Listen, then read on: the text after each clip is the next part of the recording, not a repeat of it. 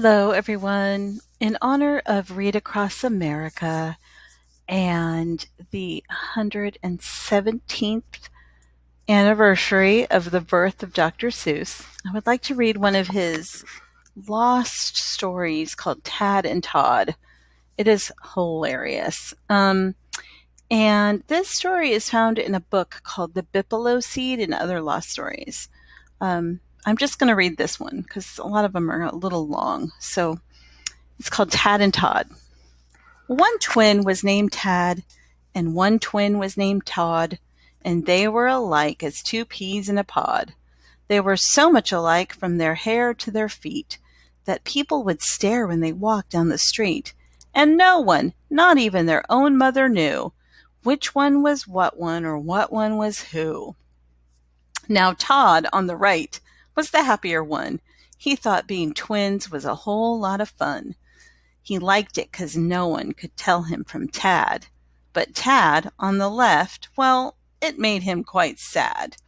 So Tad, on the left side, one day said to Todd, "I don't want to be like two peas in a pod. I'm going to look different, I tell you," he said. And Tad got some ink and he dyed his hair red. "Now people will know when they see me and you which one is what one and what one is who." "No, no," answered Todd on the right. "If you please, I like the idea of the pod and the two peas." And Todd grabbed the bottle and quick as a wink, he dyed his own hair with the very same ink. "Ooh," sighed poor Tad on the left. "This is bad. I still look like Todd and he still looks like Tad." And he worried all day and he fretted at all night. "How can I look different from Todd on the right?" "It's going to take brains and it's going to take tricks," thought Tad. And the next morning he got up at 6.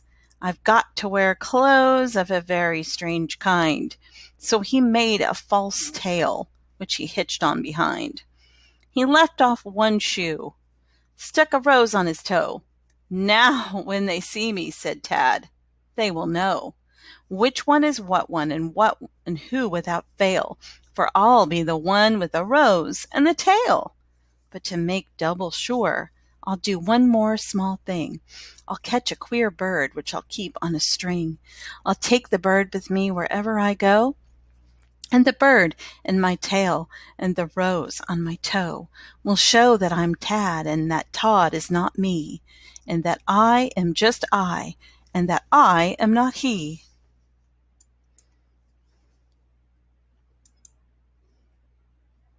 Whoops.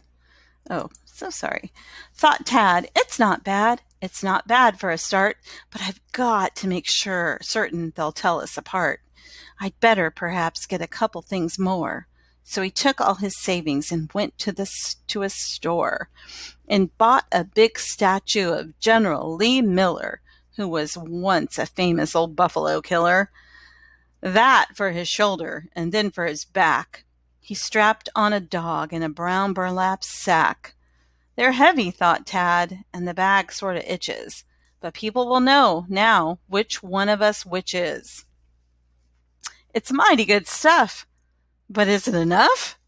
It may be enough, but I can't take a chance. The whole town must know that I'm Tad at first glance."